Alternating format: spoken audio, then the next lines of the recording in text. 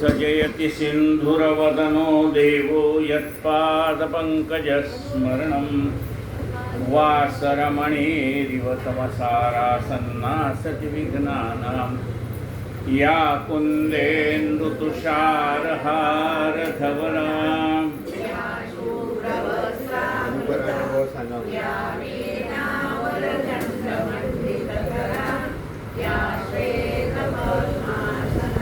या ब्रह्माच्युतशङ्कर प्रभृतिभिः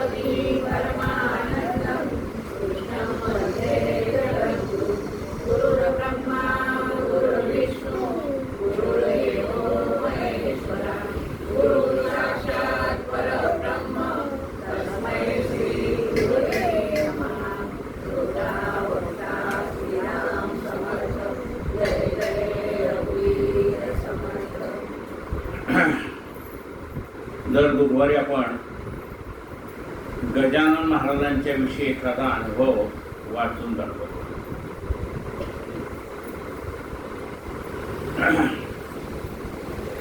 श्री गजानन आशिष मधला हा एक अनुभव तुम्हाला वाचून दाखवतोय. मार्च 24 चा अंक आहे. लेखिका सौ कल्पिता किनखेडे. उतरले स्वप्न सत्यात जय गजानन. मानवी जीवन म्हटलं की जीवनात अडचणी संकट येणारच. मानवी जीवनात बरेचदा येणाऱ्या संकटापेक्षा त्या संकटाची चाहूल जास्त भयानक असते. अशा वेळी सद्गुरूच्या नामाचा आधार आपणास खूप मदत रूप ठरतो आणि त्यातूनच पुढे सद्गुरूंचा कृपा आशीर्वाद प्राप्त झाला तर आपण त्या परिस्थितीतून तरून जातो. सोमवार 8 मे 23 ची रात्र. त्या रात्री झालेला तो रक्तस्राव मी पाहिला आणि मनातून पार हादरून गेले. वयातील प्रौढत्वामुळे आलेला अनुभव आणि अकाली असलेली ही घटना मनात धोक्याची घंटा वाजवून गेली आणि काहीतरी वेगळं प्रकरण आहे याची मनाला जाणीव झाली. त्याच रात्री सुपर स्पेशालिस्ट हॉस्पिटलला anaesthesia head of the department माझी मैत्री लुलू फातिमा आली. हिला फोन लावून वृत्तकथन केलं.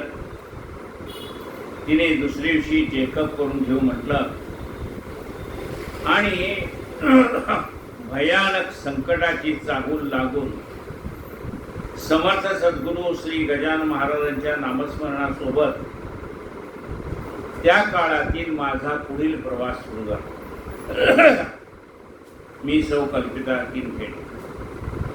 आम्हाला सुखदुःखाच्या कुठल्याही प्रसंगात प्रथम आठवतात ते शेगावचे गजानन महाराज.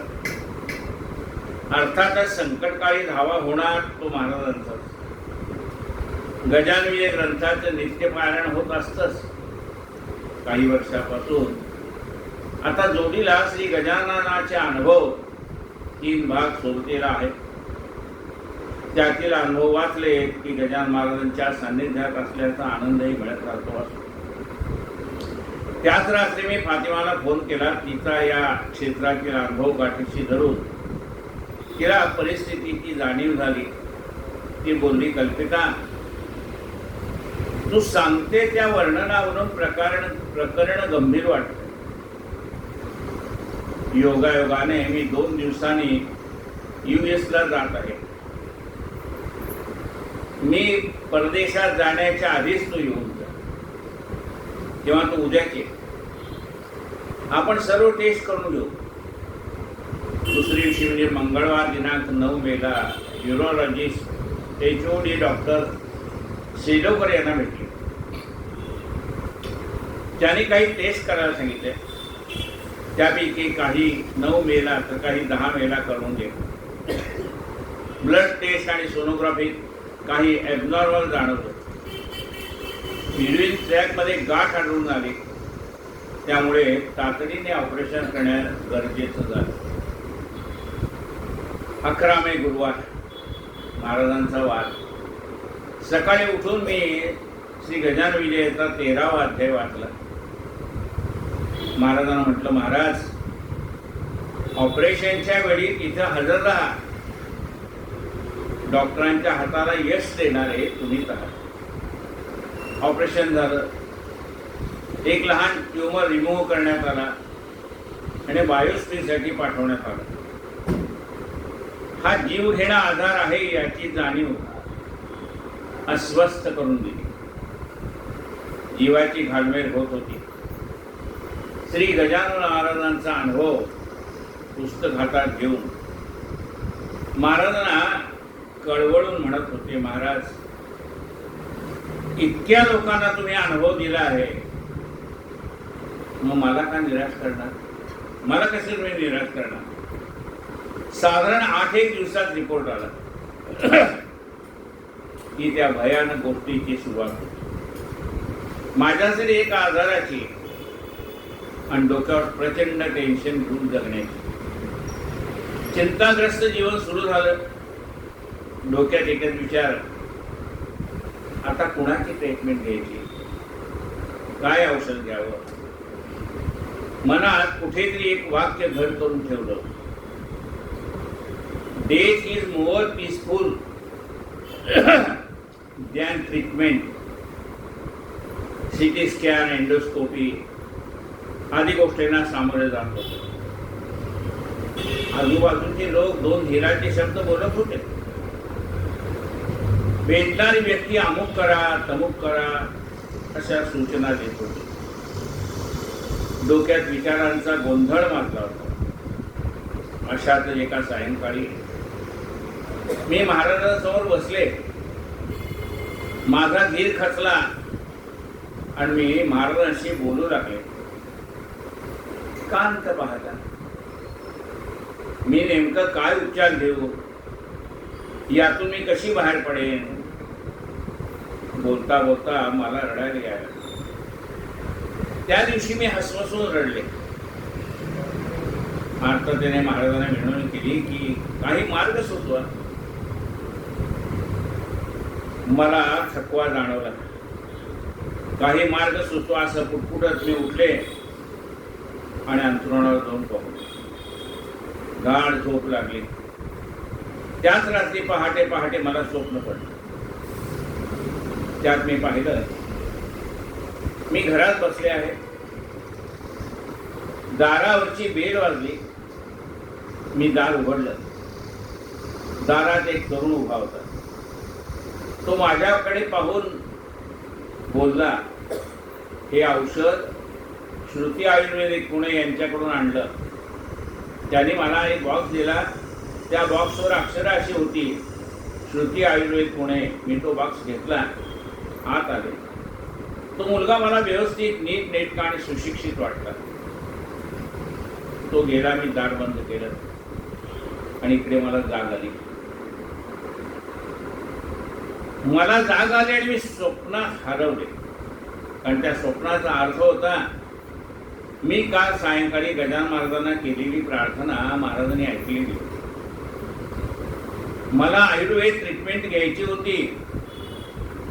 मात्र श्रुती आयुर्वेद हे कुठलंही न पाहिलेलं, न ऐकलेलं नाव आता मला शोधायचं होतं. आम्ही शोध सुरू केला. मी अगदी काळजीपूर्वक मोबाईलवर शोध घेऊ लागले. माझ्या डोळ्यासमोर चक्क श्रुती आयुर्वेद पुणे असं नाव आढळलं. नंबरही दिसला. मी त्यांना मेसेज केला, मी कल्पिता, माझा भाऊ तुमच्याशी संपर्क साधून बोले. त्याप्रमाणे भावाने त्यांच्याशी संपर्क साधला. आम्हाला समजलं ते डॉक्टर संजय कुलकर्णी आहेत. आणि आश्चर्याची बाब म्हणजे ज्या कारणासाठी मला औषध आहे त्यात ते स्पेशलिस्ट आहेत. इतकंच नाही तर ते परदेशात हे औषधं पाठवतात. भावाने त्याची फी काय, ते कुरिअरने औषध पाठवतील का, अगदी चौकशी केली. आणि असं ठरलं की मी, माझे मिस्टर, भाऊ, तिथली दोघं तिघं असा एक कॉन्फरन्स कॉल करावा, म्हणजे एकाच वेळेला सगळ्यांना ऐकता येईल काय बोलताय डॉक्टर.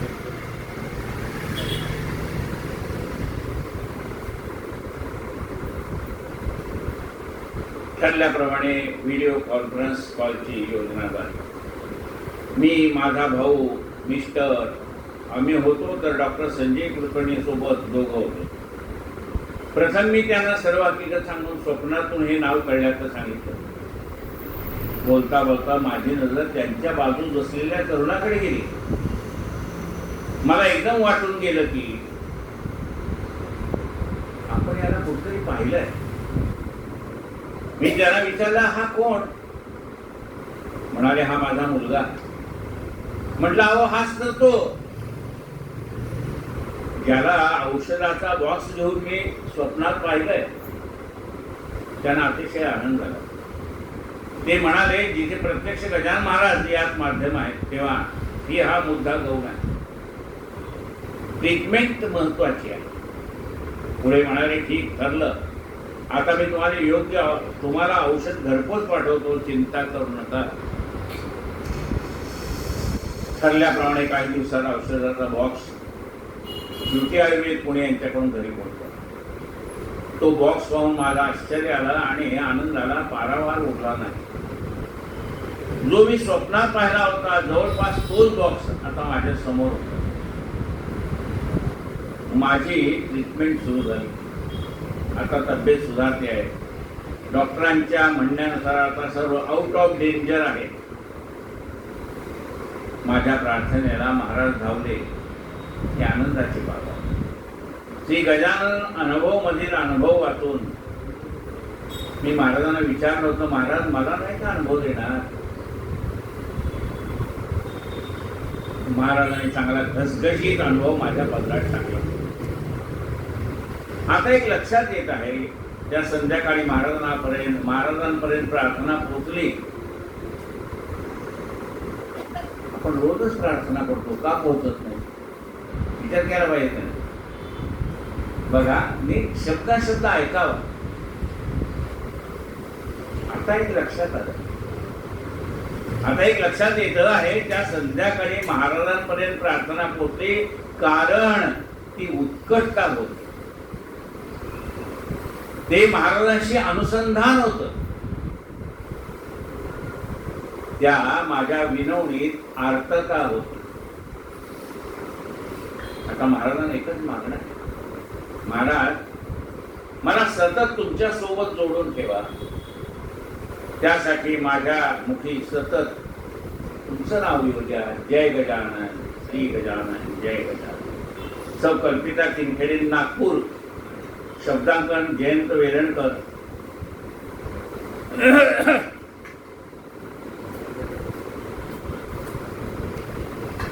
श्री कृष्ण गोविंद हरे मुरारे.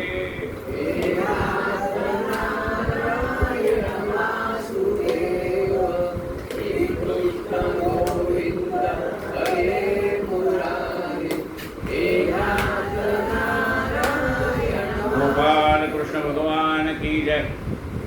मी व्हिडिओ रेकॉर्डिंग चालू केलं होतं. नाही तर आपण दर गुरुवारी काय करतो, आधी अनुभव वाचून दाखवतो मग व्हिडिओ रेकॉर्डिंग चालू करतो. पण आज आधी व्हिडिओ रेकॉर्डिंग सुरू केलं प्रवचनासाठी. तेवढ्याच आम्हाला सांगितलं की अहो म्हणजे गुरुजी आधी अनुभव वाचून दाखवा.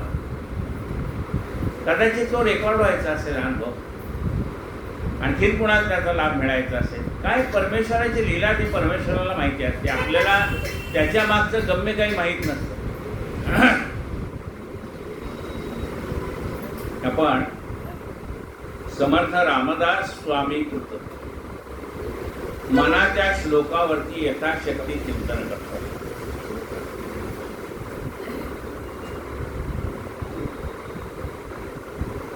नव्हे वाऊगी चाहुटी काम पोटी. म्हणजे गुरुजी श्लोक नंबर सांगा. 182. कालचा शेवटचा श्लोक तुमच्या मनातलं लगेच कळतं. ते मला सांगायचं जरूर नाही लागत, कारण ते महाराज बसलेच ना, काटे गुरुजी नाही बसले. काय नव्हे वाऊगी चाहुटी काम पोटी. क्रिये वाचाळता तेची मोठी. मुखी बोलिल्या सारखे चालत आहे. मना सद्गुरु तोची शोधो निपाहे. मनाने समर्थांना प्रश्न विचारला.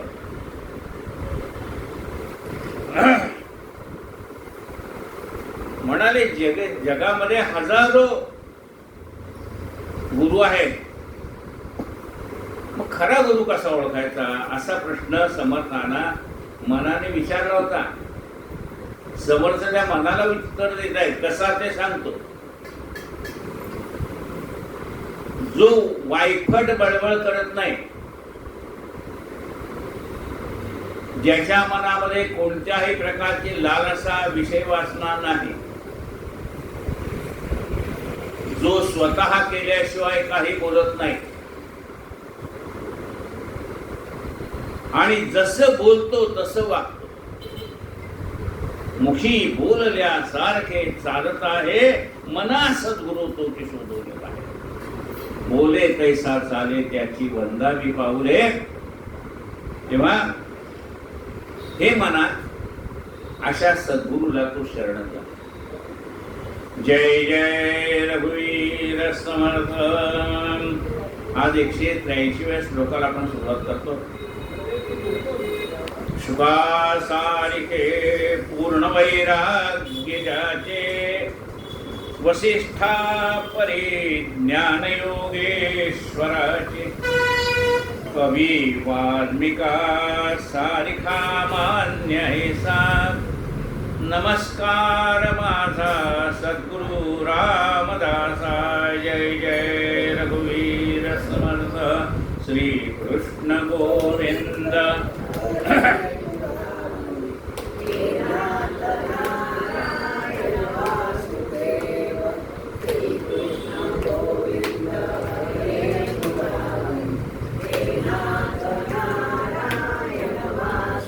गोपाल कृष्ण भगवान की जय.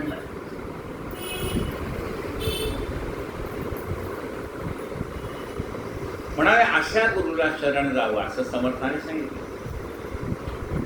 आता त्या गुरुच्या बद्दल समर्थ आणखी विस्तारपूर्वक सांगतात.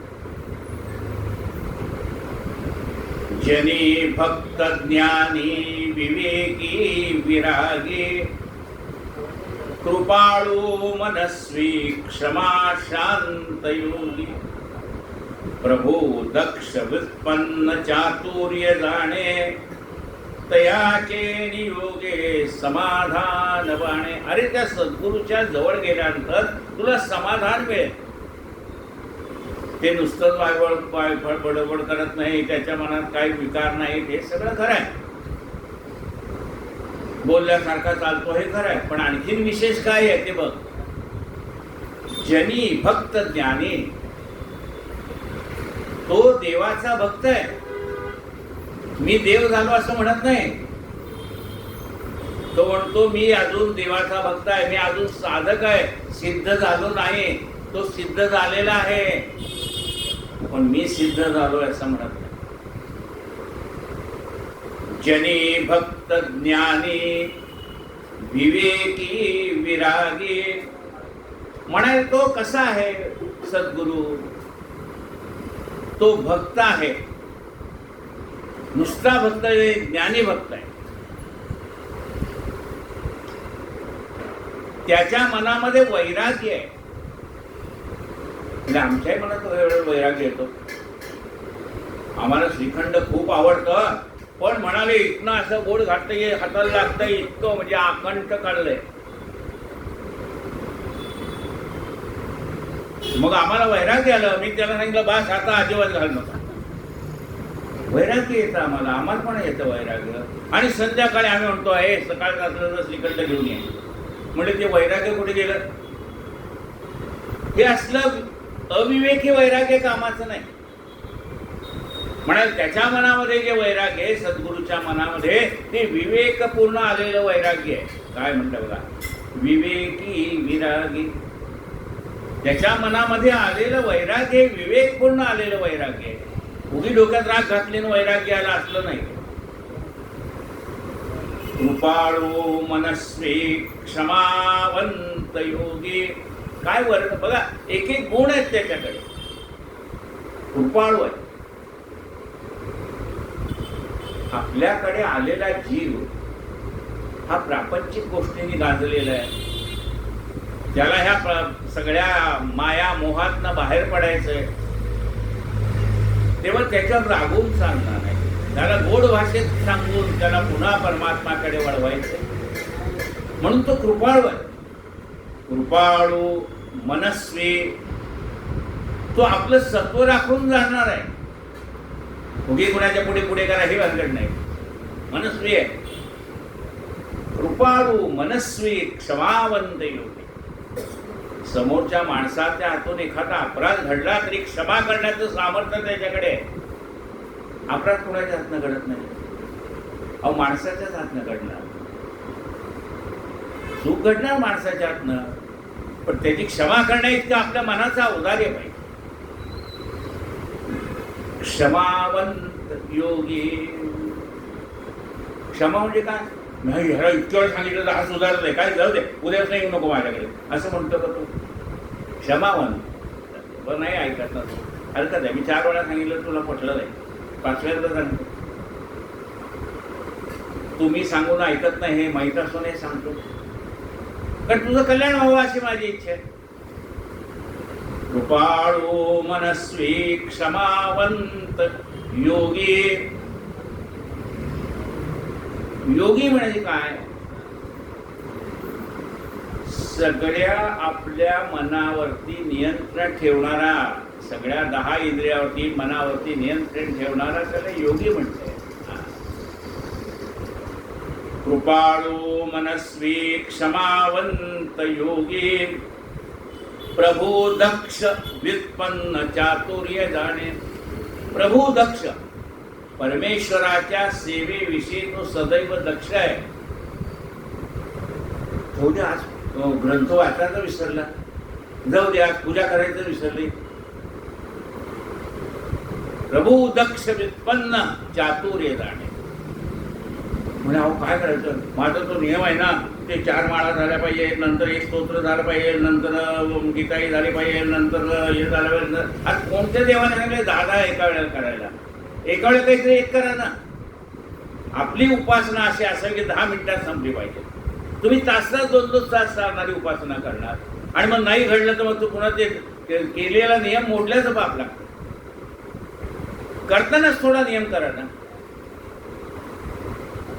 ओके, एवढा मोठा प्रसाद घालून ठेवायचं, धड तिकडे लक्ष नाही, धड इकडं, धड प्रपंच नाही, धड परमार्थ नाही. प्रपंचाच्या कामासाठी जावंच लागणार आहे. इकडे परमार्थाला अडचण आली, परमार्थ करत असला की प्रपंचातली कामं राहिली, तिकडे भात करत राहिले, तिकडे दूध दूध गेले, तिकडे हे झालं, म्हणजे धड प्रपंच नाही, धड परमार्थ नाही. प्रभू दक्ष व्युत्पन्न. मी जो काही नियम करेल त्याच्यामध्ये मला खंड पडता उपयोगी नाही. मग काय नियम करायचा? रोज मी 1 माळ करीन, म्हणजे बरं झालं, रोज 10 करतो, त्याचा उद्याच नाही 1च करतो, असं नाही होत. म्हणजे 1 माळ करीन याचा अर्थ का मी 10 माळा करीन, माझा नियम आहे त्याप्रमाणे. पण नाही घडला 10 माळा तरी मला त्याचं वाईट वाटणार नाही, कारण माझा नियम 1 माळेचा आहे. म्हणून माझ्याकडे वेळ आहे, मी 10 माळा करते. माझ्याकडे वेळ आहे, मी गीताई वाचते. माझ्याकडे वेळ आहे, मी विष्णू सहस्रनाम वाचते. माझ्याकडे वेळ आहे, मी रोज 1 अध्याय वाचते. आहे तर कर ना बाबा. पण जर तुला एखाद्या वेळेला ते घडलं नाही तर त्याची खंत मनाला लागतं उपयोगी नाही. माझा नियम थोडाच आहे, 1 माळेचा नियम आहे, पण हे मी एवढं का करते? माझ्याकडे वेळ आहे, मला आवड आहे म्हणून करते. प्रभू दक्ष व्युत्पन्न चातुर्य जाणे. तो प्रत्येक गोष्टीमध्ये दक्ष असतो. प्रत्येक गोष्टीत दक्ष असावा लागतो. भाजी चिरताना लक्ष नसला तर बोट कापणार, दूध तापवताना लक्ष नसलं तर उतू जाणार, भात करताना लक्ष नसेल तर करपून जाणार, भजी करणार, सगळं करणार. काय लक्ष नाही म्हणजे किती वेळ लक्ष नसतो? 1 सेकंद. दूध उतू जायला किती वेळ लागतो? भात करपायला किती वेळ लागतो? बोट कापायला किती वेळ लागतो? म्हणजे 1 सेकंद जर आपलं मनाची विचलता झाली तर नुकसान होतंय. मग प्रपंचात नुकसान होतंय, परमार्थात होणार नाही. प्रभू दक्ष व्युत्पन्न चातुर्य जाणे.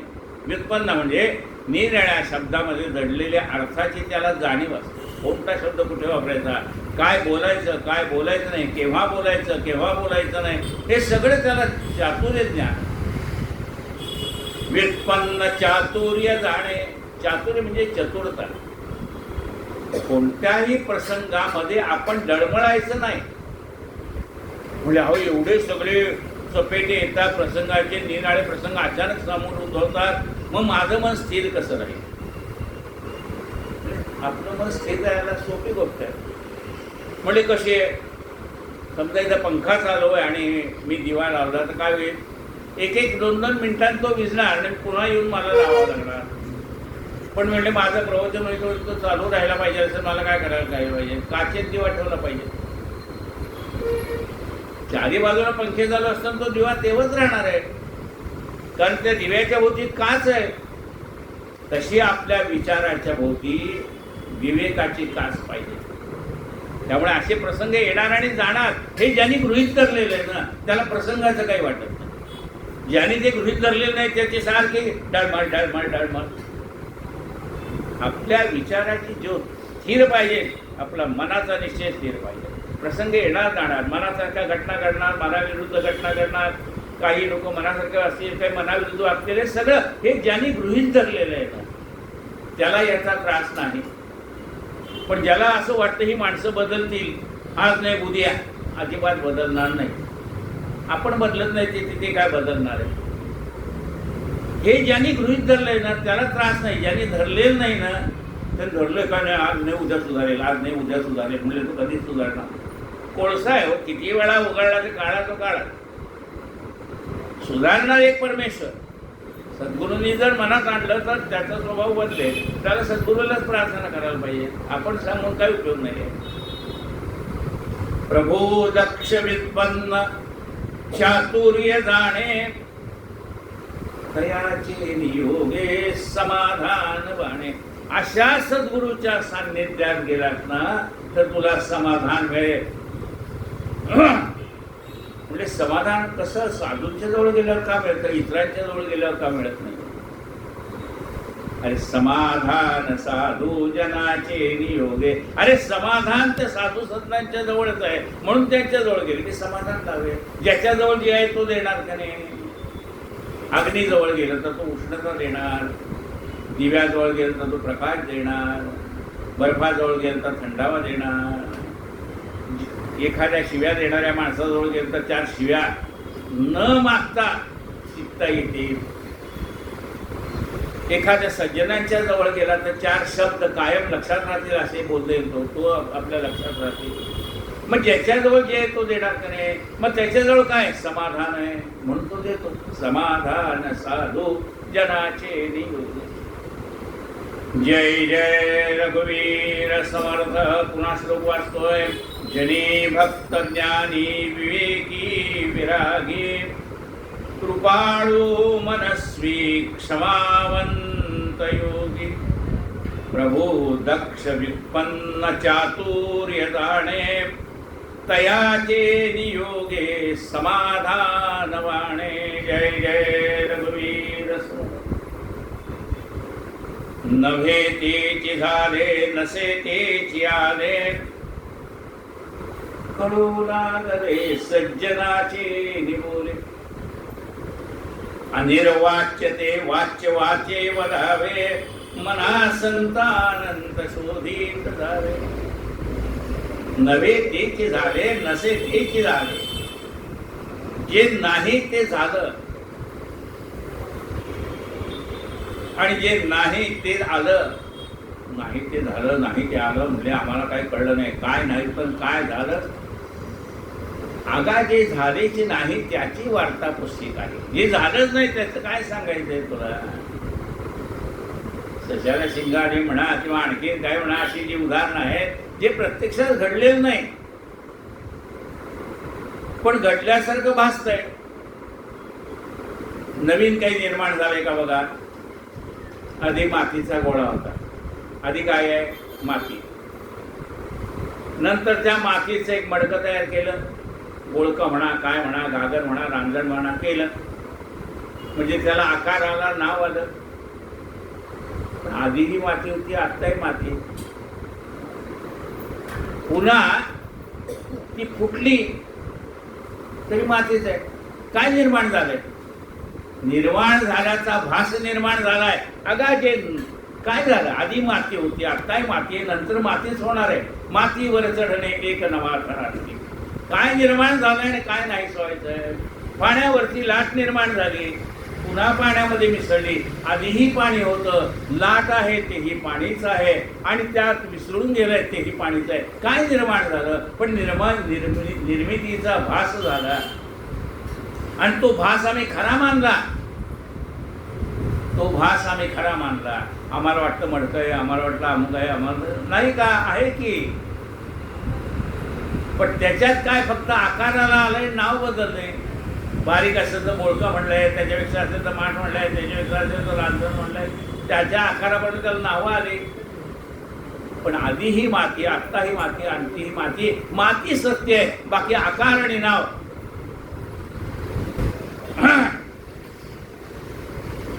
नव्हे तेचे झाले, नसे तेचे आले. हे सगळं आम्हाला कळायला लागलंय. पुढे कसं कळायला लागलंय. कळू लागले सज्जनाचे निबुरे. या साधू संतांच्या मुखातनं आलेल्या वाक्याने आम्हाला कळायला लागलंय जे झालेच नाही पण झालं असं वाटतंय.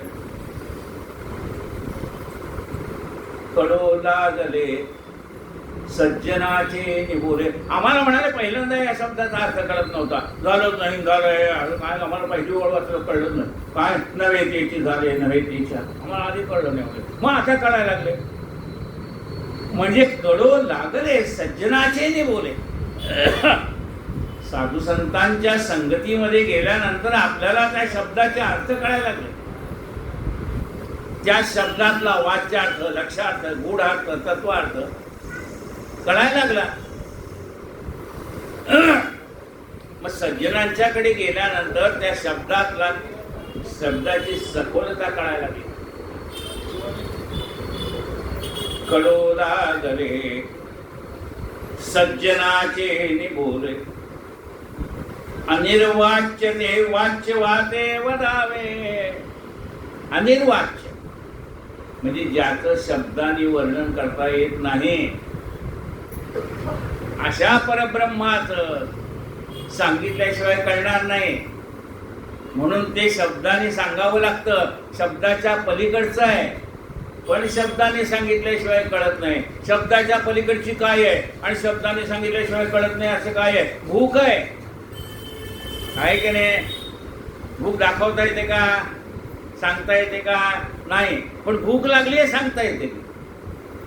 अनिर्वाच्य ते वाच्य वाचे वदावे. निर्गुण निराकार असलेल्या परमात्म्याचं वर्णन शब्दाशिवाय करता येणार नाही पण ते आहे शब्दाच्या पलीकडे. म्हणा ते डोंगर दिसतोय तुम्हाला, ओमले दिसतोय पण गाव दिसत नाही. म्हणजे ते डोंगराच्या पलीकडे गाव आहे. चालत जा तुम्ही, थोडी तर डोंगर ओलांडला ना पलीकडचं गाव दिसायला लागेल. गाव नाही का, आहे की. कळू लागले सज्जनाचे निबुरे. मना संत आनंद शोधित जावे. अरे मना असे हे संत असतात की अनिर्वाच्य सुद्धा आपल्याला कळायला लागतं. शब्दातलं गूढ तत्व आपल्याला कळायला लागतं. परमार्थातली गूढ तत्व आपल्याला कळायला लागतात. नवे तेची झाले, नसे तेची आले. कळो लागले सज्जनाचे निबोले, अनिर्वाच्य ते वाच्य वाचे वदावे, मना संतानंत शोधित जावे. लपावे अति आदरे, जय जय रघुवीर समर्थ. 185 वा श्लोक सुरू. लपावे अति आदरे राम रूपे, भयातीत निश्चित ये स्वस्वरूपी. कदा तो जने पाहताही दिसेना, सदा ऐक्य तो भिन्न भावे वसेना. लपावे अति आदरे रामरूपे, रामरूपामध्ये लपून राहावं असं म्हटलंय. रामरूपामध्ये लपून राहावं याचा अर्थ काय? हा रामच आहे की, याला उगीच नाव वेगळं वेगळं आहे. म्हणजे तुम्ही कसे राम, अहो मी एकटा नाही, तुम्ही पण रामच आहे. श्रोता वक्ता श्रीराम असं म्हणतात. लपावे आधी आदरे रामरूपी, हे सगळं तत्व जर परमेश्वराने बनलेलं आहे, तिथं मी काही वेगळं आहे का? आपण स्वतःला वेगळं मानतोय म्हणून सुख दुःखाच्या चपेट्यात आहे. आपण सुद्धा त्याचाच अंश आहे. लपावे अति आदरे रामरूपी, रामरूपामध्ये लपून राहावे याचा अर्थ काय? आतापर्यंत आपण म्हणत होतो हे मी केलंय, हे अमुक केलंय, तमुक केलंय. आता म्हणतो मी नाही केलं. बघा पहिल्यांदा काय असतं,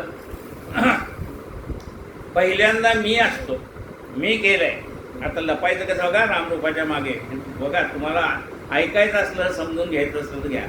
रामरूपाच्या मागे कसं लपायचं ऐक. आधी असतो मी, हे सगळं मी केलंय, हे सगळं माझं आहे. मग मी केलं आणि मग काय म्हणलं, हे मी एकट्याने नाही केलं का, हे आमचं आहे. एकट्याच आहे का? नाही, मी गेला आता आमचं आलं. आणि आमचं आहे म्हणल्यानंतर पुन्हा अहंकार आला. मग तो म्हणतो आमचं नाही बरं का, हे सगळं आपलं आहे बरं का. मी गेला, माझं गेलं, आमचं गेलं, आपलं आलं. त्याच्याही पुढे गेला, म्हणलं माझंही नाही, आमचंही नाही, आपलं हे नाही, हे सगळं भगवंताचं.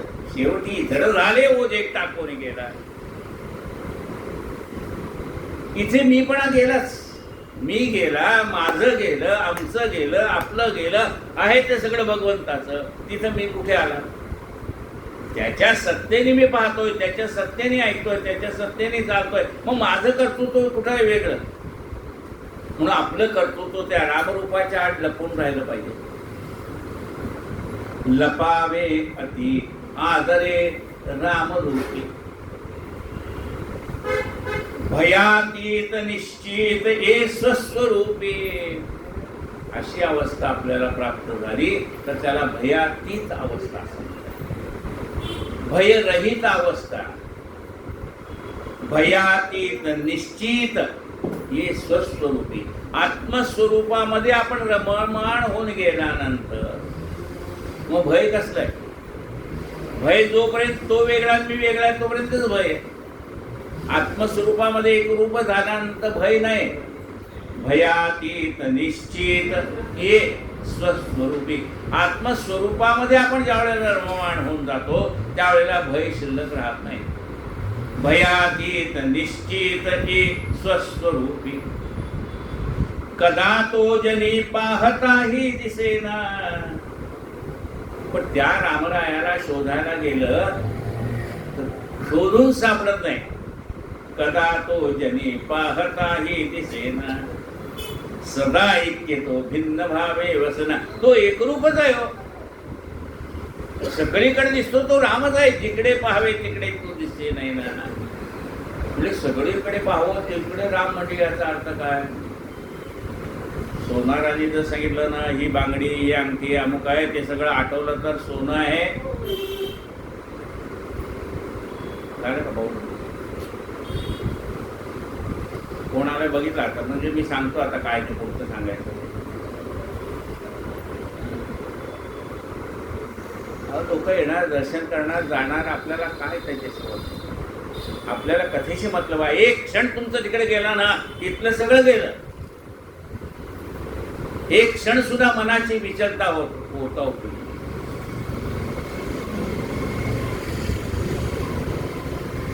चातक नावाचा पक्षी आहे, तो फक्त आकाशातनं पडलेलं पावसाचं पाणी ग्रहण करतो, एकही थेंब वाया जाऊ देत नाही.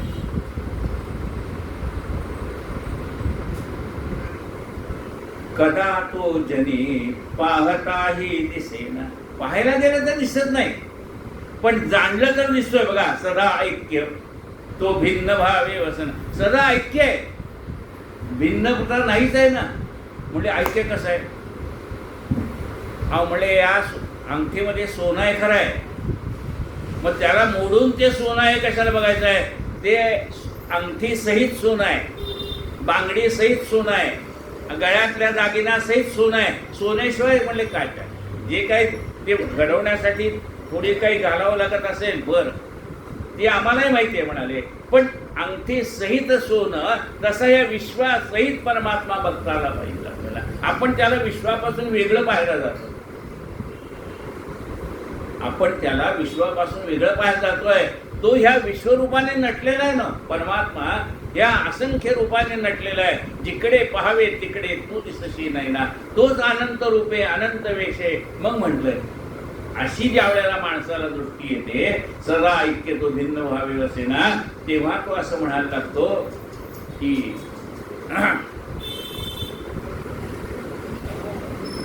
जिकडे पाहावे तिकडे तू दिसशी नाही ना. माझं ज्या ज्या ठिकाणी दृष्टी जाते त्या त्या ठिकाणी तूच आहे.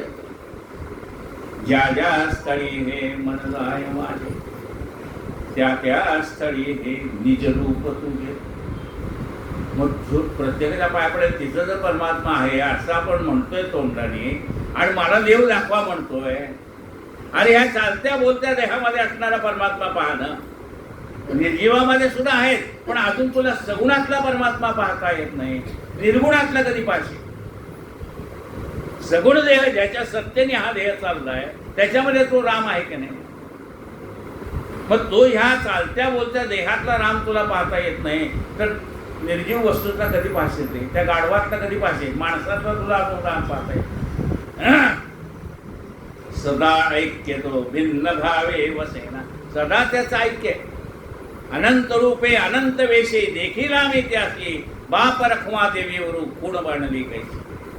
देखीला देखीला देवाचा मी देवो, फिटला संदेहो निमारे तुझे पण. तो म्या देखीला रावळी, पाहता पाहता मनान पुरे धनी. देखीला देखीला देवाचा मी देव. हा परमात्मा मला प्रत्येकात दिसायला लागलाय. म्हणून तर पंढरपूरला वारकरी येत आहेत ना, एकमेकाच्या पाया पडतात का नाही? असं म्हणतात का अरे एवढ्याच्या पोराच्या काय पाया पडायचं, अरे हा तर अडाणी, हा तर माझा नोकर आहे, असं म्हणतात का? ते नाही. तिथे नोकरी भावनाच नाही हो. तिथे प्रत्येकातला पांडुरंग त्यांना दिसतो, म्हणून माऊली माऊली माऊली कर प्रत्येकाच्या पाया पडतात. म्हणून म्हणले पंढरीच्या लोका नाही अभिमान, पाया पडती जन एकमेका. म्हणले पंढरीच्या लोकांना अभिमान नाही, तुम्हाला एवढा अभिमानातच तुम्ही बुडलेले असं म्हणाल की तुम्ही पण पंढरपूरचे आहेत का नाही? आणि तुमच्यासारखा अभिमान तुम्ही तर अभिमानात डुबून गेलाय. तसं नाही. पंढरीचा म्हणजे मी पंढरपूरला राहतो म्हणून पंढरीचा नाही. पंढरीचा याचा अर्थ पंढरपूरच्या पांडुरंगाचा जो वारकरी आहे त्याला प्रत्येकात देव दिसतो. पंढरपूरला प्रत्येक जाणाऱ्या माणसाला दिसत नाही. होई होई वारकरी, पाही पाही रे पंढरी, पाही पाही रे पंढरी. अरे आधी वारकरी हो मग पहा पंढरपूर, मग तुला पंढरपुरातलं प्रत्येकाच्या पाया कसं पडायचं कळे. ही चंद्रभागा कशी निर्मल आहे कळेल. एरवी गेला तर अरे म्हणजे काय गडूळ पाणी. होई होई वारकरी, पाही पाही रे पंढरी, पाही पाही रे पंढरी. तू वारकरी होऊन त्या पांडुरंगाकडे पहा, मग तुला कळेल. सुंदर ते ध्यान उभे विटेवरी, करकटावरी ठेवूया. पण तो वारकरी होऊन पाहशील त्यावेळेला दिसेल ना. नुसतं पिकनिकला गेलाय म्हणले आम्ही सकाळी जाणार पंढरपूरला, दुपारी तुळजापूरला, संध्याकाळी अक्कलकोटला, मग गाणगापूरला. होई होई वारकरी. वारकरी होऊन तू गेला तर हे पाहता येईल. तसं आपण देवाचे भक्त होऊन गेलो तर आपल्याला सर्वत्र भरलेला परमात्मा दिसायला लागेल. कायेन वाचा मनसेंद्रियर्वा बुद्ध्यात्मना वा प्रकृती स्वभावात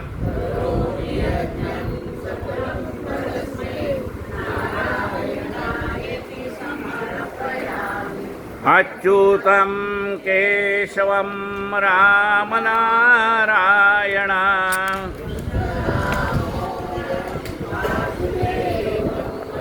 श्रीधरं माधवं गोपिकावल्लभं जानकीनायकं रामचन्द्र भजे.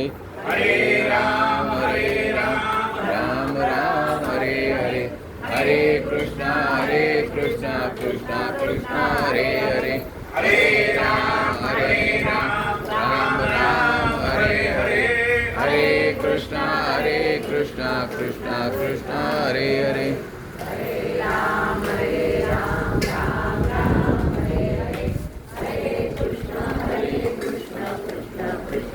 गोपाल कृष्ण भगवान की जय. आज 3 श्लोक झाले. आरती